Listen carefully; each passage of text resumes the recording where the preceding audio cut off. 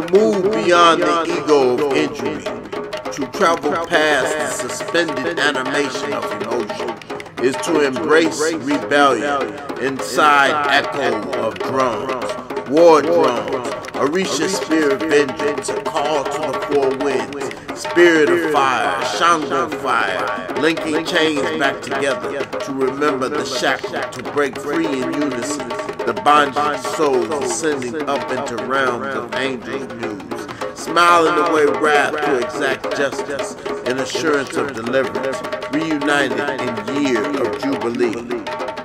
Submission to the drums is a returning to the villages of prosperity, villages of destiny, hope and celebration, tribal songs and tribal dance, drums calling, summoning, sequestering into age of peace, rivers of compassion, age of majesty, land of magnificent antiquity, drums celebrating, calling, humming, summoning, home to the stars.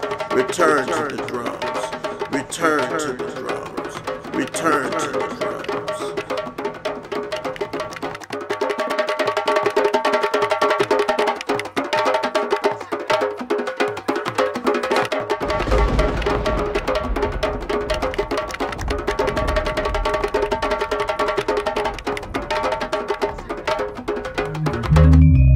Good afternoon. It's a beautiful day out here at Belle Park, and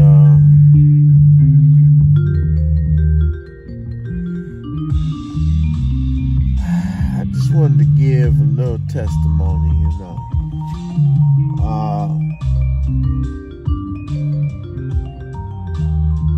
It's been a blessing to be able to serve at my dad's mission over the last few weeks and whatnot, and I just started doing that back this year.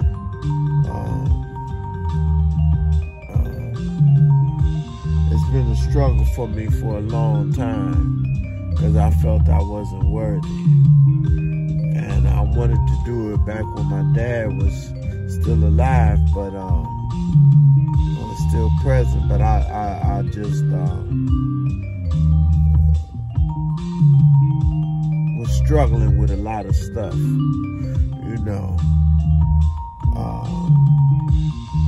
my belief system is intact still, but one thing I have to say is this, is that, out of all the things I've studied, Islam, Buddhism, Zoroaster,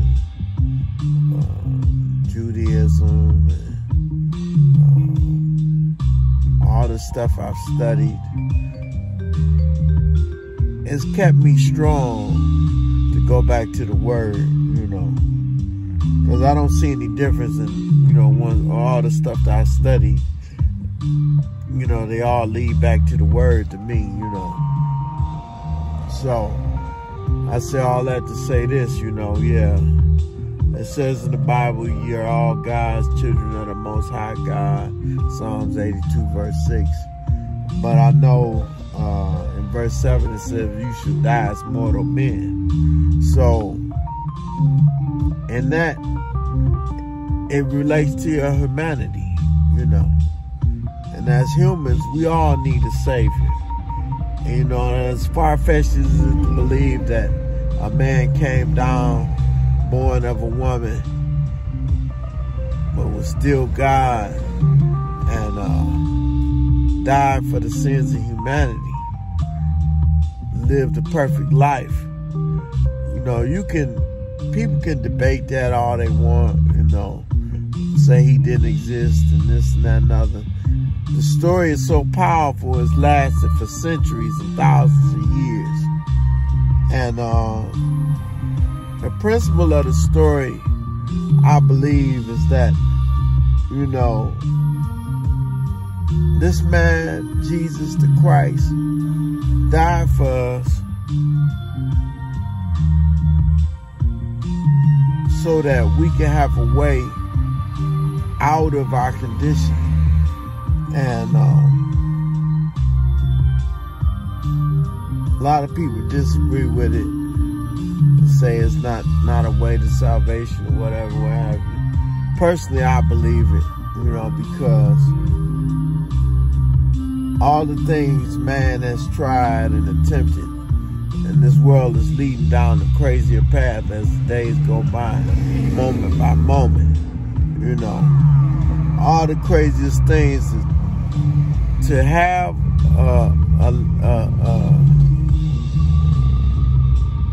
a teaching of salvation like that is incredible to me. Because, for one, if you don't believe it, you're trying to say that some things are not possible to God. And I personally don't believe that. I believe all things are possible to God. So if all things are possible to God, how come he couldn't become born of a woman, grow up as a full-grown man, heal the sick, raise the dead, turn water into wine, all these kind of things? This is God you're talking about, man. So he showed us the way, you know, how to glorify the body. I know many of us don't adhere to glorifying the body. You know, your body's a temple of the Holy Spirit, so you should take care of your bodies. But I think that the magnificence of the All-Father is predicated on the manifest destiny of his creation. I don't believe he created us just to destroy us. You know, I believe he created us. We made some mistakes, and he corrected us because what his goal is for us to ultimately be in a state of perfection. If he had to come down and die himself for us to atone for the sins of all of us going against his will, why is that incredible? Why is that? I mean, why is that not possible? I mean, if I created somebody, you know, you think of a child, you know, most parents would give their life for their child to save their child. And so this is the same thing with the All-Father. You know, he give his life to save one of us. And so that's that. The other thing is, I've come a long way with my anger issues, even though I still have them. I learned something today from the scriptures talking about the thought, you know, thought manifestation. Thought manifestation is real talk, you know, talked about how your thoughts become sin, and if you think of something about hating your brother, that's murder, and murder, you know. And I know I done killed a few people in my thoughts several times. I ain't did it, and I'm thinking, well, I just thought about doing it. I didn't do nothing. It's the same thing, man. And I ask forgiveness from the All-Father for that, because I was in a state of anger. And being in a state of anger, I thought about all the different kind of things that I could do to a person. You know, the people that made me angry. You know, violent stuff, you know. Visualizing, saw it in my head and everything. And so, the lesson today was, check your thoughts. Don't let, you know, like the scriptures say, be angry and sin not. You can be angry and just be constructive about it, tear it apart. The thing that you're angry about, you gotta see, does it have a valid point in the universe?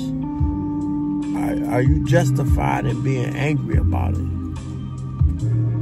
You know, are you justified in thinking the thoughts about what made you angry? If it made you angry, is it because you were actually wrong and you don't like that you were called out about it? Or was it that somebody actually did something to you? The thing of it is, you can't never give nobody the ammunition to the gun they're going to use on you. A lot of us give them the gun and the ammunition. You know. So, one thing is to be angry and sin not. And I've been working on that. And it's a lot of things with thought that you have to check.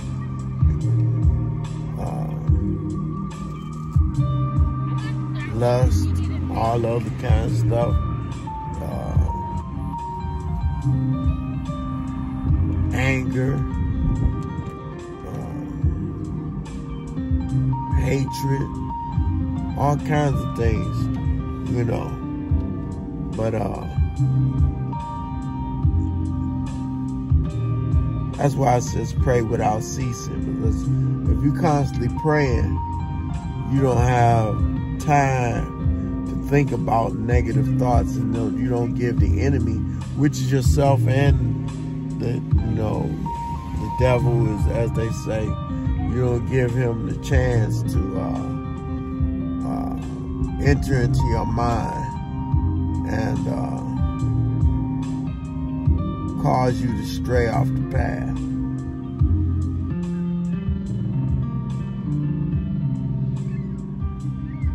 Because every which way you go, he gonna come at you. You know, your ego, the devil, whatever you want to call it, is gonna come at you and try to challenge your thinking when you try to do right thinking. It's gonna always come at you and challenge you. Say, oh, you want to think right? Oh, really? Here go some girls with big butts. Look at them. Are you lusting? You know, all this kind of stuff. Right when you be talking about trying to do right and think right, he challenged you. He challenged you to see, you only human. That's why we need a savior, man. Because humanity is not it. But, you know, our celestial awareness allows us to be down here and experiencing humanity. But I believe the only path to redemption is through the path what Jesus laid. I'm not saying that we just leave it all up to him, because he laid the way, laid the path. He said, greater things shall we do than he did. You know, so the lesson is to get cleaned up to be qualified. Get cleaned up to be qualified to do greater things.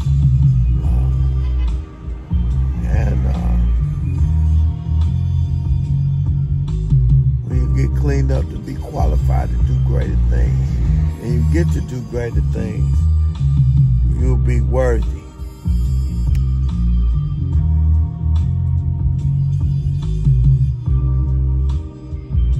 And when you're worthy, you're more willing to do the things that God has set for you to do in your destiny. You know.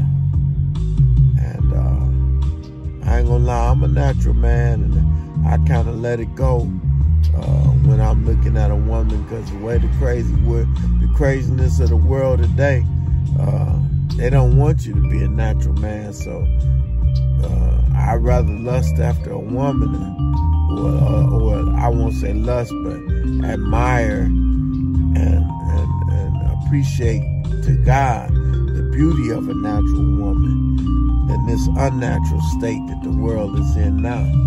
Because the unnatural state will have you lusting after things that are not natural and grafted and made devil. You know, my studies all over throughout life, you know, have all strengthened me. I don't deny anything that I've learned or been taught, because it all goes in the key to where I am now, keeping me together. And I still got a long way to go, because it's a growth process. It just took me to become a senior and realize that, you know, I wasn't never no hick-nut head or hard-headed wild boy with a lot of ignorance or nothing. I just was strong in the head about what I believed and what I thought. And I just did what I wanted to do, you know. It wasn't all bad, but it might not all been right in the eyes of God. It's relative perspective. But all I know is I'm growing and I'm continuing to learn. And I would encourage all of you, crack open that word, King James Version, and learn something. Read it, seek out understanding, seek out knowledge, seek out wisdom, seek out understanding. Some say it's a poison book. If you read it the wrong way, you read anything the wrong way, it's going to be poison to you. You got to learn how to read and apply it to your own life. Quit looking for other people to judge. You know, quit looking to judge somebody else. You know, you got to seek it out to discern a clear path for yourself. And that's where you'll get your answers. You know, it's been a blessing serving the meals to the beloved that come through. I would say I hope it don't get any worse out here in the world, but I got a feeling it will. And when it does, I pray the Lord I'll be there to serve and continue to serve in this capacity.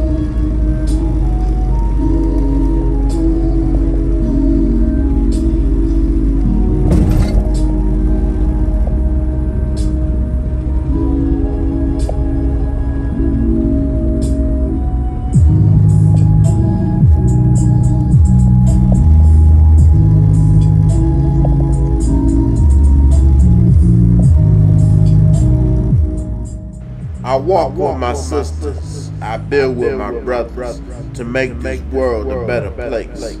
I learn with the children, I counsel with the elders to vibe and finna phase.